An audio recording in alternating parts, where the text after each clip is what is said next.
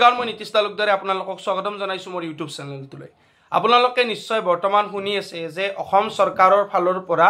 grade 4 চাকৰি আহিছে চতুৰ্থ বৰ্গৰ চাকৰি ওলাইছে এতিয়া ভিডিওটো আৰম্ভ কৰাৰ আগতে মই কৈ দিছো যে এই চাকৰিটো বৰ্তমান সময়ত এপিএসসিৰ ফালৰ পৰা আহিছে আৰু ইয়াত পোষ্টৰ সংখ্যা একেবাৰে কম মাত্ৰ 20টা তাৰেও 10টাহে জেনেৰেলৰ বাবে বাকি 10টাটো ৰিজাৰ্ভেশন কৰা আছে বাকি বেলেগ বেলেগ কাষ্টৰ কাৰণে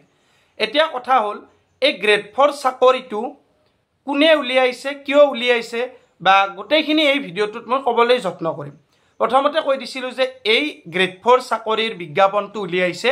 এপিএসসিৰ ফালৰ পৰা অৰ্থাৎ অসম লোকসেৱা আয়োগৰ পৰা পোষ্টৰ সংখ্যা একেবাৰে কম মাত্ৰ 20টা এতিয়া বয়সৰ সীমাটো কিমান সেই আগৰ দৰে একেই 18 বছৰৰ পৰা 40 বছৰলৈকে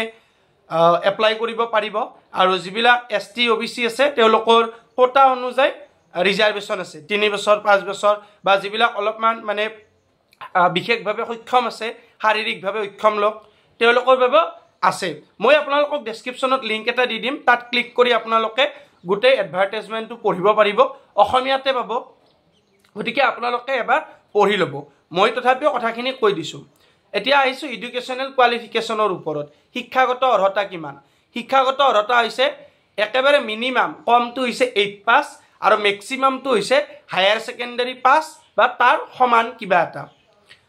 হায়াৰ সেকেন্ডাৰী মানে এইটো আপোনালোকে জানেই যে 12 পাস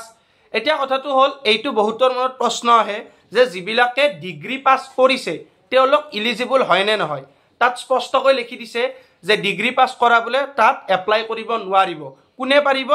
যাৰ একেবাৰে ম্যাক্সিমাম কোৱালিফিকেশনটো হৈছে হায়াৰ সেকেন্ডাৰী পাস বা তাৰ কিবা সমান পৰীক্ষা এতিয়া সব কোনোবা এজন ধৰক অসমৰ পৰা হায়াৰ সেকেন্ডাৰী পাস কৰিলে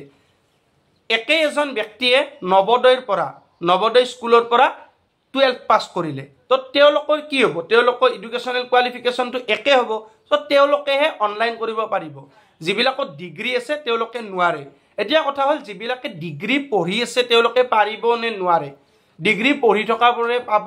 পাৰিব কাৰণ তেওঁলোকৰ হাইয়েষ্ট কোৱালিফিকেশনটো 12 পাস তেওঁলোকে ডিগ্ৰী পঢ়িহে আছে ঠিক আছে এইখিনি লৈকে গল তাৰ পিছত সময়টো কৈ দিছো এপ্লাই কৰা টাইমটো এইটো আৰম্ভ হ'ব 10 ছেপ্টেম্বৰৰ পৰা থাকিব 9 অক্টোবৰলৈ প্ৰায় এমাহ থাকিব আৰু ইয়াৰ কাৰণে আপোনালোকক কি ডকুমেন্টৰ প্ৰয়োজন যিখিনি এডুকেশনাল কোৱালিফিকেশন হক আৰু লগতে আপোনালোকৰ এমপ্লয়মেন্ট এক্সচেঞ্জ কাৰ্ড যিখন থাকিব লাগে আপোনালোকে যদি নাম ভৰ্তি কৰা নাই কৰাই লব যিবিলাকৰ এইবাৰ 18 বছৰ হৈছে বা যিবিলাকে চাকৰিৰ কাৰণে এপ্লাই কৰিম বুলি ভাবি আছে তেওঁলোকৰ কাৰণে এইটো এটা বহুত ইম্পৰ্টেন্ট ডকুমেন্ট হয় অসম চৰকাৰৰ কাৰণে এমপ্লয়মেন্ট এক্সচেঞ্জ তাৰ আপোনালোকে নামটো উঠাই লব এটো অনলাইন কৰিব পাৰিব বহুত ভিডিও আছে ইউটিউবত আপোনালোকে চাই লব পাৰিব এতিয়া কথাটো হল যে ইয়াত দুটা বস্তু লাগিব ইম্পৰ্টেন্ট বস্তু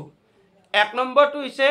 স্মল ফ্যামিলি নৰ্মস ডিক্লাৰেশন আৰু দুই নম্বৰটো হৈছে সেলফ ডিক্লাৰেশন এই দুটা যেতিয়া আপোনালোকে অনলাইন এপ্লাই কৰিব যাব তাত দেখিবলৈ পাব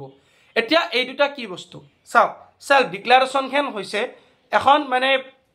নিজৰ শপতনামা টাইপ আৰু যে মই ইয়াত যিখিনি তথ্য দিছো সেইখিনি মোৰ জ্ঞানৰ ভিত্তিত শুদ্ধ